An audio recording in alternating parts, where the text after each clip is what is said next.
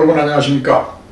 오늘도 우리 강석진 목사님을 모시고 북한 경제가 왜 무너지고 있는가, 붕괴되고 있는 그 현상에 대해서 말씀드리도록 하겠습니다. 저는 자유통일국민연합의 신동춘입니다. 네, 안녕하십니까? 강석진 목사입니다. 세계에서 전 이 지구상에 한 200여 나라들이 있는데 그 가운데 가장 폐쇄적이고 그 다음에 가장 독재가 성행하고 있는 이 북한. 자, 북한이 그 경제 상태가 아주 최악의 상태죠. 거기다가 또 계속 핵무장을 행하고 있고요. 그러면 북한이 왜 이처럼 경제적으로 또 산업적으로 또 일반 백성들은 또 영양실조에 걸릴 정도로 양식이 부족하고 생활 필수품들이 완전히 부족한 이 지구상에서 아주 최악의 그런 나라가 왜 되었는지 그 과정을 한번 우리가 살펴보고 또 왜 그렇게 되는지 그 원인도 한번 우리가 살펴보도록 하겠습니다. 1950년 6월 25일 날 한반도에서 전쟁이 발발되죠. 그래서 북한이나 남한이나 이 전쟁을 통해서 아주 초토화가 되고 산업시설들이 거의 다 망가지고 말이에요. 그리고 남과 북에 약 한 500여 명의 인명이 또 살상이 되고 전 완전히 남과 북이 거의 다 이제 붕괴된 상태나 마찬가지죠. 이때 하여튼 이 유교전쟁 때 특별히 북한 지역은 폭격을 아주 심하게 받았죠. 그래서 이때 그 폭탄이 얼마나 투하가 됐냐면은 미국과 일본이 전쟁할 때 미국이 일본에다 폭탄 투하한 것만큼의 어마어마한 폭탄이 투하가 됐다고 합니다. 그리고 인구도 1천만 명에서 한 20%에 해당되는 200만 명 이상이 또 사망을 하고요. 그래서 이 당시 북한의 이 그 전쟁 이후의 그 처참한 모습을 미국의 어느 그 장성이 말이에요. 뭐라고 북한의 그 전쟁 이후의 모습을 얘기했냐면 오직 남은 것은 바위와 돌뿐이다. 그리고 북한이라는 나라는 100년이 지나도 일어나지 못할 것이다. 그렇게 예측을 했어요. 근데 이런 상황 우리 한국도 남쪽도 마찬가지였었죠. 그래서 그 한국의 그런 처참한 모습을 보면서 한국도 다시 일어서려면은 100년의 이상이 아마 시간이 필요할 거다. 또는 어떤 기자는 쓰레기통에서 장미꽃이 필 수 없다 할 정도로 남과 북의 전쟁이 일어난 이후에 그 청산에 대해 상당히 다 부정적으로 평가했고 전 미래가 없는 나라들이다 하고 그런 얘기들을 했었습니다. 그렇지만 이제 전쟁 이후에 남과 북이 전후 그 복구 운동을 아주 참 여기에 집중을 했었죠. 근데 이제 이때에 북한에서는 전 인민들을 강제적으로 동원을 해서 복구 운동을 벌였습니다. 그리고 인민들을 노동 현장에 동원만 한 것이 아니라 그 외국으로부터 상당히 많은 원조를 받았습니다. 소련, 중국, 동독, 체코, 그 다음에 여러 공산권 나라들로부터 약 한 20억 달러 이상의 유상의 원조를 받았기 때문에 북한이 성공적으로 빠른 시일 내에 복구가 될 수 있었던 겁니다. 그러니까 이제 그 재원이 부족하면은 아무리 노동력을 동원한다 하더라도 이게 될 수가 없는 것이죠. 그리고 이제 북한이 경제개발 그 계획하는 그 방법을요, 과거 스탈린이가 사용했던 소련식 경제개발 계획을 갖다가 차용해서 경제 개발을 집중했다고 합니다. 소련 스탈린이가 집권하기 전에 그 나라가 농업 국가였었어요. 근데 그 나라를 소련을 이제 공업 국가로 변신시킨 사람이 이제 그 스탈린 전환이었는데 상당히 뭐 그런 면에 있어서는 성공적인 하나의 이제 전환이었습니다. 그래서 북한이 이제 소련식 그런 경제 개발 계획을 갖다가 차용을 했었습니다. 그리고 북한이 또 이 복구의 성공적인 요인 중에 하나가 전 인민들을 갖다가 선전선동을 했다는 겁니다. 그러니까 많은 이제 구호들이 있었겠죠. 그 가운데 이제 대표적인 구호가 반드시 일어나서 미제 원수들에게 복수를 하자. 예? 근데 사실 이 구호는 좀 모순된 거예요. 왜냐? 전쟁은 김일성 당사자가 일으켜놓고, 예?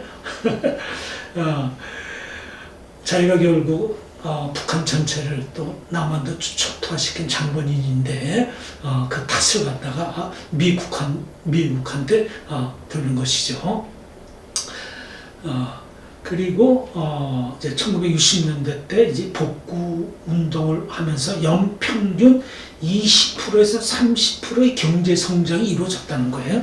그런데 이 발표가 이건 어떻게 하잖아 북한 측에서 발표한 건데 하여튼 뭐 이 숫자 그대로 이게 그런지 안 그런지는 이제 모르지만 하여튼 결과적으로는 복구 운동을 단 시일 내에 함으로 해서 하여튼 전시 상태를 벗어났던 건 사실입니다. 그리고 1960년대까지만 하더라도 남한보다도 1인당 그 소득이 뭐 2.5배였다고 그렇게 또 주장을 하고 있습니다.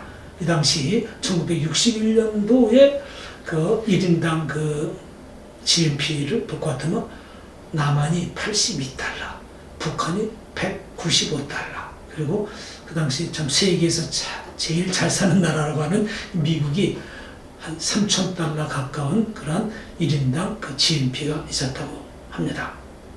그리고 또 식량 증산을 위해서 상당히 많은 힘을 썼었는데요. 소련처럼 농업의 기계화를 상당히 다그쳐갖고 트랙터라는 그런 공장을 세워갖고 이 트랙터를 통해서 밭을 갈고 추수를 하는 그런 기계화된 것이 그런 정책을 통해 갖고 식량이 많이 증산이 되고 그 다음에 또 소련에서 기술을 또 기계 설비를 들여갖고 철 생산을 많이 또 증대했다고 합니다. 그래서 1973년도부터는 오히려 이제 한국이 그러니까 박정희 대통령이 이제 5.16 혁명을 통해서 이제 한국의 경제개발 5개년 계획이라든지 이런 그 단계적인 경제개발 계획을 갖다 통해 갖고 한국의 경제가 상당히 아주 급성장을 하게 되죠. 그래서 1970년대에 들어서는 오히려 북한보다도 경제 상황이 1인당 국민 소득이라든지 여러 그런 그 경제 지수가 북한을 초월했던 것이 나타납니다. 그럼 우리가 여기서요, 전후 복구에 북한이 오히려 우리보다 앞섰고 한국은 좀 뒤쳐졌는데 그 요인이 어디 있을까 한번 우리가 생각해보고. 예, 제가 관찰을 한 바에 의하면 이 지금 한반도라는 건 6.25 전쟁의 체제가 계속되고 있는 거예요. 지금 휴전이기 때문에 지금 전쟁이 끝난 것이 아닙니다. 그렇죠. 예. 그렇기 때문에 전후에도 결국은 북한은 공산주의 사회주의 블록들이 북한을 원조를 했고 예, 남한도 이제 미국이 주로 원조를 많이 했고, 그렇죠. 그다음에 이제 뒤에 나오지만 1965년도에 한일 국교 정상화에 의해서 대일 청구권 자금이 들어오고, 예, 근데 이제 그 양쪽 진영들이 다 대원조를 했는데 아주 재미난 예를 하나 들어보면 얼마나 소련이 북한을 챙겨줬냐 하면 북한의 고아들을 그때 먹여 살릴 수가 없잖아요. 네, 전쟁 고아들. 전쟁 고아들을 폴란드에서 받았어요. 폴란드에서 돼서 어릴 때 가가지고 한 5, 6년을 키워놨더니 김일성이 다시 그 애들을 다시 돌려달라는 거예요. 자기들 이제 경제 발전해야 되니까 산업 노동력으로 써야 되잖아요. 그러니까 애들이 북한에 간다니까 안 간다고 난리를 쳤지만 결국은 북한에 끌려가서 거기서 편지를 써가지고 나를 꺼내달라고 했지만 결국 이루어지지 않았잖아요. 이런 식으로 사회주의 블록들이 막 그런 식으로 이제 도와줬는데 결국 왜 남한이 그러면 북한보다 이렇게 경제가 뒤처졌느냐 하는 것은 여러 가지 이유가 있겠는데, 북한의 통계라는 거는 제가 상당히 허구라고 저는 생각이 되고요. 이승만 시대에도 정치적 혼란이 많이 됐었죠. 근데 이승만 대통령의 한 위대한 거는 헌법을 자유민주주의 시장 경제로 해서 이게 민간 주도의 경제를 할 수 있는 토대를 만들었다는 것이 중요한 것이고요. 그러니까 민간 주도는 아무래도 초창기에 자본이 없기 때문에 발전하기 어렵습니다. 국가가 어떻게 할 수도 없고. 그 다음에 이제 박정희 때는 정부 주도의 경제개발 5개년 계획을 계속해서 실시했거든요. 그때 이제 외국 자본을 유치하면서 펌프질을 하면서 민간 경제가 돌아가고, 그때 뭐 말이 많았잖아요. 정주영한테 누구 줬다, 한진의 조중훈한테 뭐 줬다. 전부 재벌을 중심으로 해서 경제를 끌고 나가는 스타일이에요. 그러니까 시간이 걸린 겁니다. 그 재벌 경제가 일본의 모델을 도입한 거라고 그러더라고요. 그렇죠. 일본도 다 미찌나 미쓰비시나 전부 전쟁부터 시작해서 다 재벌 위주로 간 것이고, 재벌이 세계적으로 경쟁력을 가지면서 산업 성장을 주도했죠. 재벌 기업들이. 그러니까 불균형 성장이 이러네요. 앞선 부분이 가야 뒤에 많은 사람들이 부재가 되고 따라온다는 것인데, 북한은 이제 처음부터 국가 주도의 경제예요. 그러니까 능률이 상당히 있습니다. 초창기에는. 그렇죠. 그런데 문제는 민간 경제라는 게 없고, 민간의 노동력을 끊임없이 착취하는 경제예요. 노동력 착취. 그러니까 노동력 착취면 사람이 다 힘이 빠지잖아요.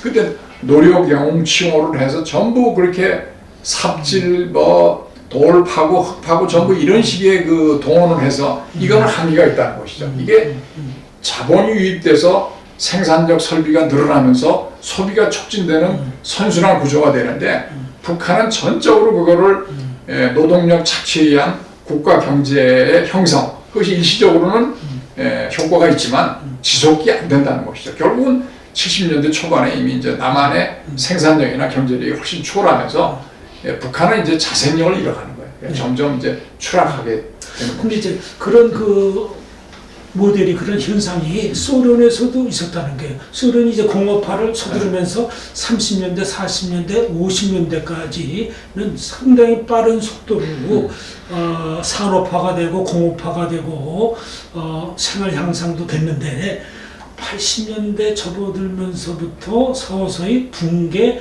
그러니까 그 경제 지표가 낮아지면서 인민들의 먹을 빵, 우유, 또 뭐 하다못해 생활 필수품, 비누, 치약까지도 부족했다고 하더라고요. 똑같은 겁니다. 공산주의라는 것은 국가 위주의 전체주의 국가예요. 그러니까 국가 목적이 제일 우선순위였습니다. 당이 모든 생산품을 결정하거든요. 그러면 무기, 탄약, 핵무기 이런 것이 우선순위예요. 그렇죠. 그럼 민간인들, 국민들의 생필품은 저쪽으로 그냥 쳐져 있어요. 그러니까 생필품 부족 현상이 일어나고, 결국은 민간 경제가 형성이 안 되다 보니까 미국하고 장기적으로 갈 수가 없는 것이죠. 미국은 민간이 계속 생산하면서 세금도 국가에 내니까 국가도 부강해지고 민간도 부강해지는데, 소련이나 북한은 민간 경제라는 게 아예 없고 국가가 주도를 하다 보니까 전부 국가 위주의 그 무기 이런 걸로 하다 보니까 경쟁이 안 되는 겁니다. 그러니까 소련이나 또 북한도 볼 것 같으면 이제 소비 경제, 경공업이 형성이 안 된 거죠. 그 국가에서 그렇게 강제적으로 그걸 억누르고 군사 분야 쪽으로만 예산을 갖다 투입하고 그쪽에 몰입하다 보니까 이게 그 나라의 경제가 불균형이 되면서 한쪽으로 기울게 되니까, 한쪽으로 기울게 된 것이 결국은 전체의 붕괴를 가져올 수밖에 없는 그런 구조적인 문제를. 그렇죠. 국민들이 생각할 때는 이게 누구를 위한 국가냐 이거야. 민간을 위한 국가가 아니라, 소련이 무기 탄약 만들어서 월남 전쟁 개입했죠. 아프가니스탄 했죠. 세계 도처의 그 소련 대제국을 보호하고 방비하기 위한 그런 데 다 예산을 쓰고 다 경제적으로 쓴 거예요. 그러니까 이제 최종적인 피해가 일반 백성들. 그렇습니다. 북한은 똑같습니다. 그렇죠.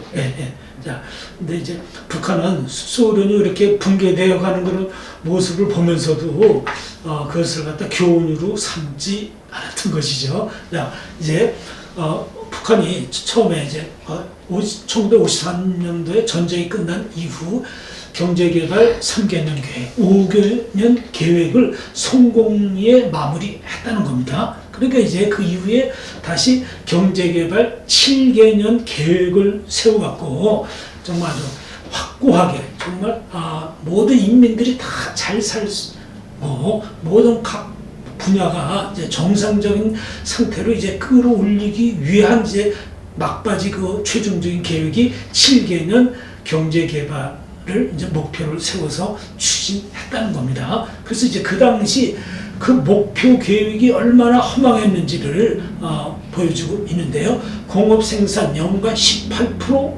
성장, 그다음에 양식 700만 톤 생산 목표를 세웠다는 겁니다. 그런데 이 당시 남한이 인구가 거의 뭐 2배로 더 많았었죠.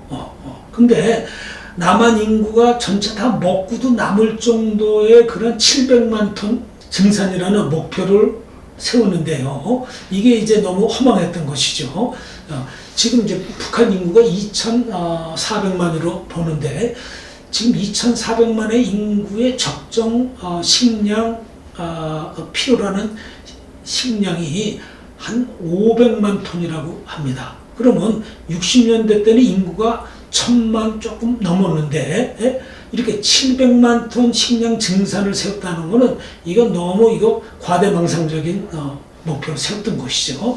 뭐 철강 생산도 그렇고 모든 것을 갖다가 너무 비현실적으로 목표를 삼았던 것이죠. 그래서 이제 이런 목표를 달성을 하기 위해서 모든 인민들을 아주 다그치는데 이때 이제 여러 가지 그런 운동을 벌입니다.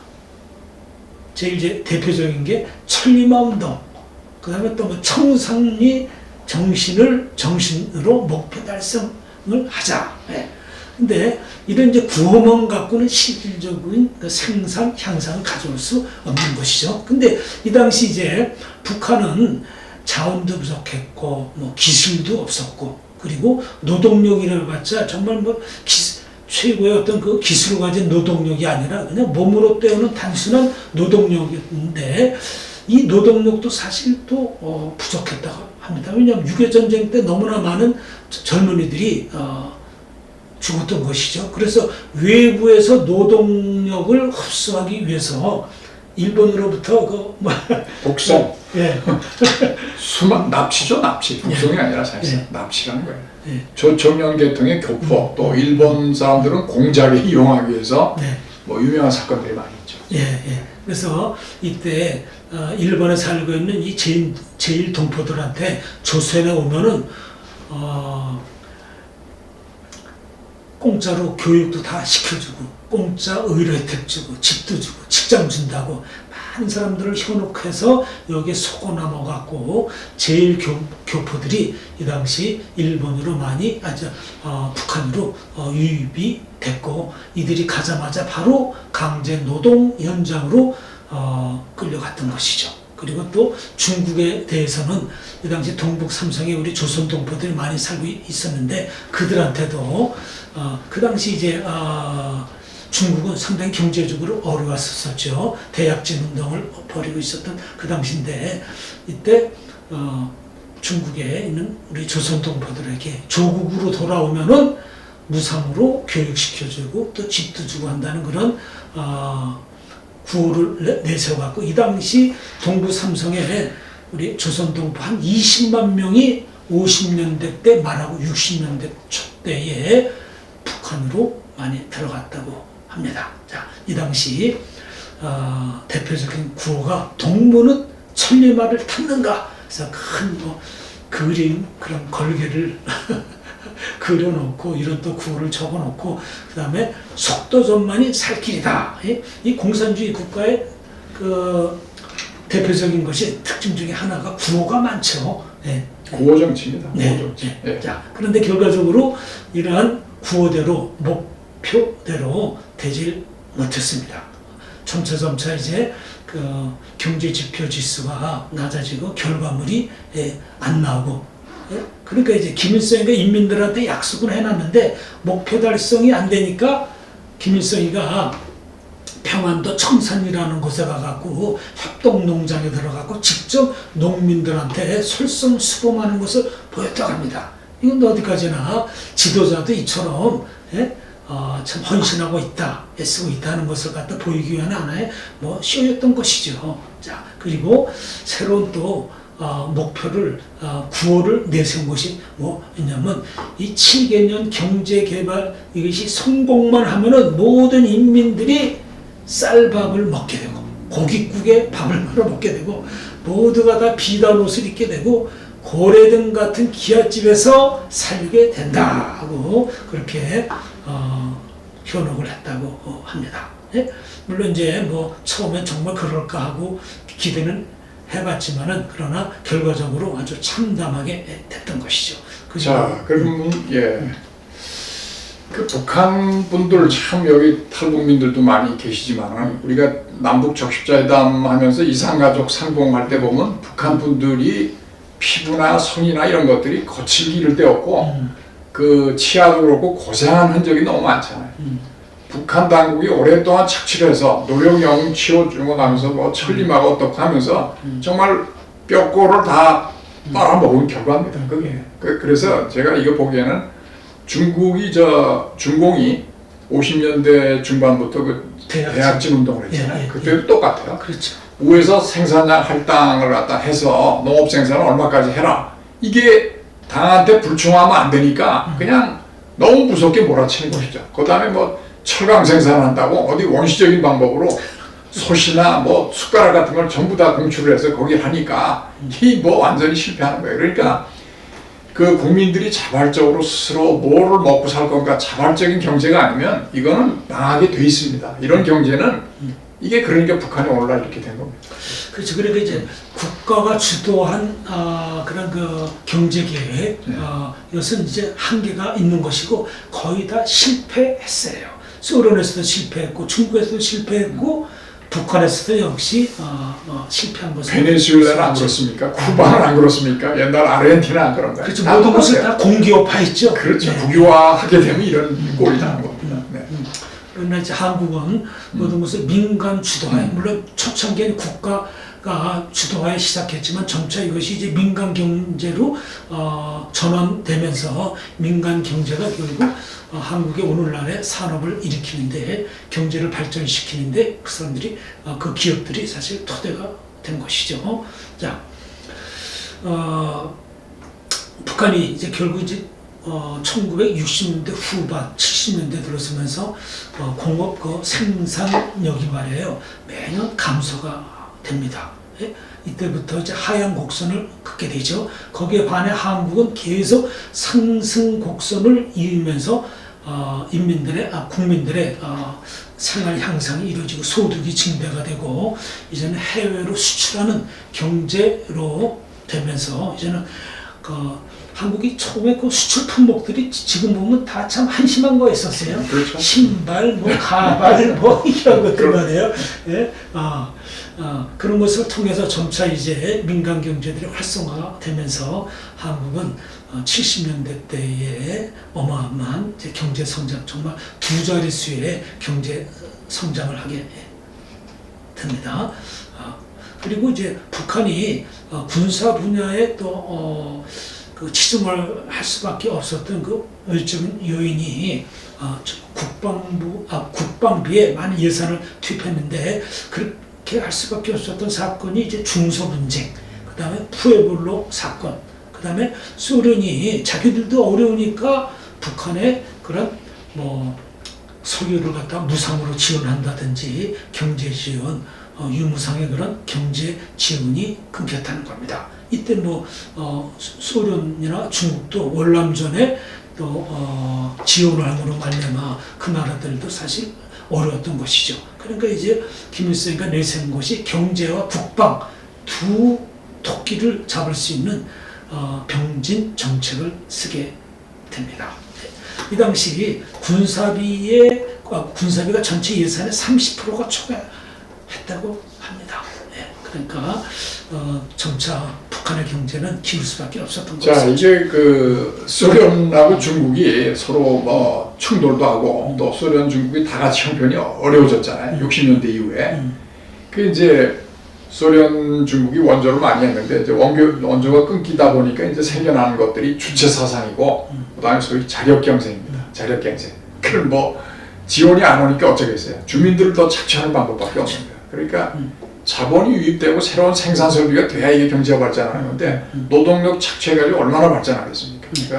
그러니까 이제 이 당시 북한은 자력갱생이라고 내부적으로 모든 걸 해결하려고 했고 한국은 이제 대외 수출 경제로 출로를 찾으면서 어마어마한 가속도가 붙으면서 경제가 발전되고 북한을 앞질러 서기 시작했던 겁니다. 자, 그리고 북한이 또 이제 정치적으로도 상당히 아주 어렵게 됩니다.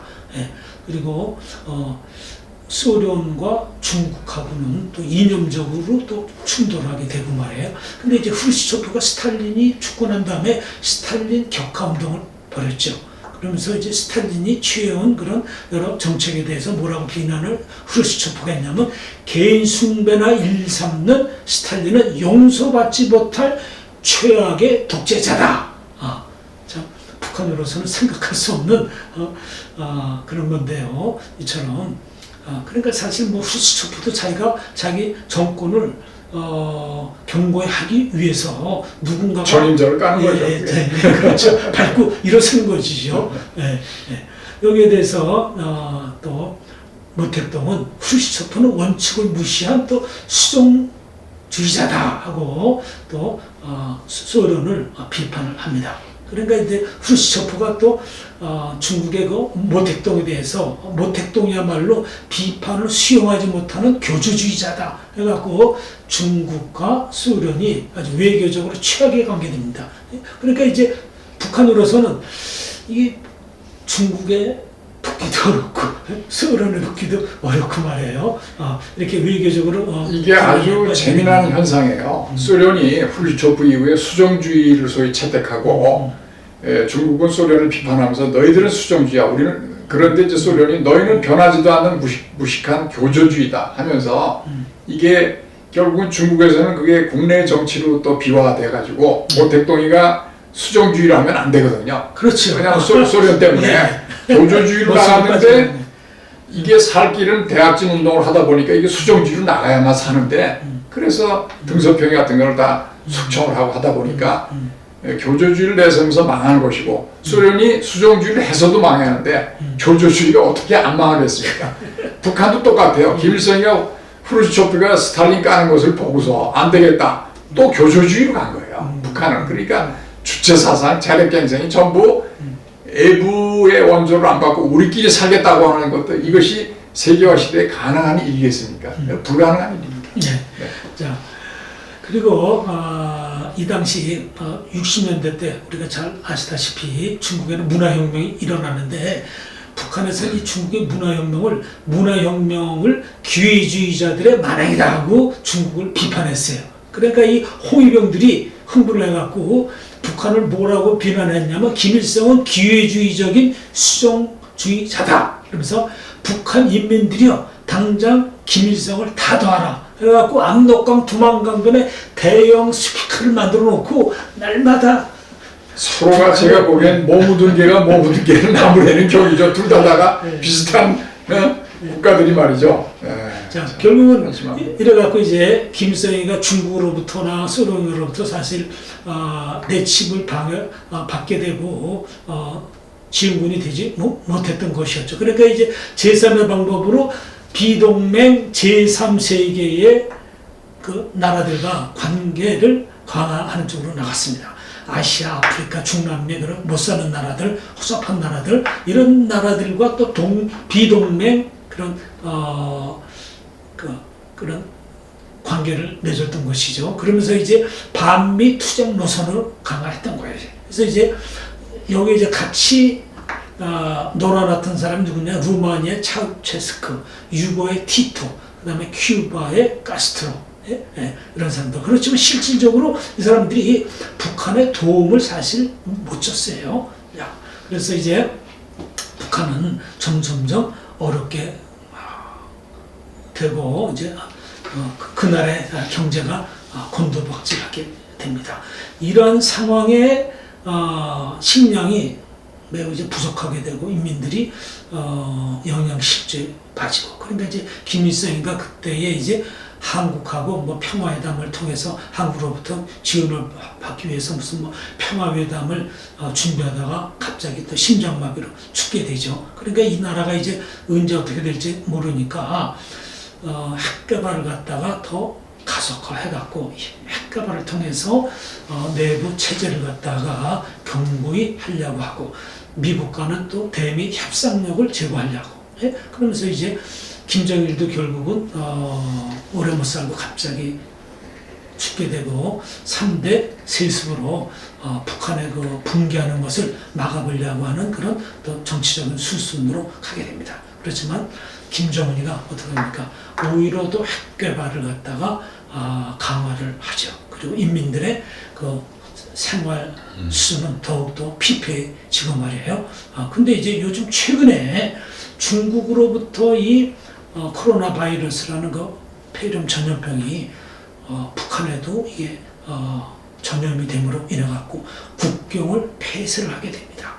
그러니까 중국 관광객들이 북한에 들어와서 좀 달러를 어느 정도 떨어뜨려주고 갔었는데 이것마저 어렵게 되고 유엔 제재를 받음으로 인해서 노동자들의 그런 그 노동 인건비 착취하는 것도 또 어려워지게 되고 중국과 여러 나라의 또 식당으로 진출되는 그 식당 사업을 통해서 외화를 벌어들이는데 그것도 또 막히게 되고 그래서 지금 아주 북한이 아주 지금 진퇴양난에 빠져 지금 있습니다. 결국은 주체 사상을 강화하고 자력 경쟁한다면서 결국 그게 이제 90년대 중반에 소위 고난의 행군의 그 300만이 아사자가 발생했어요. 이거는 정말 역사상 가장 전체 인구 대비 가장 끔찍한 일이고 이제 그 한 10년 전부터는 국가의 배급 체계가 완전히 무너지고 국가 줄 식량과 아무것도 없어요. 그래서 그 국민들이 알아서 민중들이 살아가는 장마당 경제 소위 그래서 그게 자본주의 실험이라고도 볼 수 있는데 이 장마당이 또 그냥 되는 게 아니라 중국하고의 다 밀무역을 통해서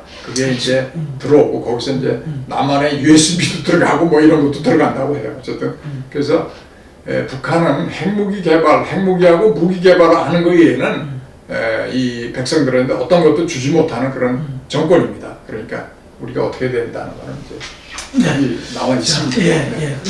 그러니까 우리는 소련의 붕괴, 그 다음에 가난한 큐바라든지 이런 나라들이 왜 못 살고 있고 왜 붕괴되었는지를 갖다가 우리는 이 역사를 통해서 우리가 많은 교훈을 얻습니다. 북한도 빨리 개혁 개방으로 나가고 그 다음에 핵무기를 이제 포기하고 정말 인민들의 생활 향상, 그 다음 인권 개선 이것을 통해서 남북이 새로운 또 시대를 열어갈 수 있는 그런 그 준비가 변화가 북한 내부로부터 일어나야 되고 우리 또 한국과 미국은 북한이 그런 변화되도록 우리는 계속 그런 직접적인 간접적인 방법을 우리가 동원하고 있는데요. 하여튼 이대로 가면 북한이 붕괴되는 건 너무나 자명합니다. 시간 싸움인데요. 우리는 최악의 붕괴를 우리가 막기 위해서 사전에 북한이 개혁 개방의 길로 나가기를 우리는 바라고 있습니다. 예, 좋은 말씀 감사합니다. 마치겠습니다. 감사합니다.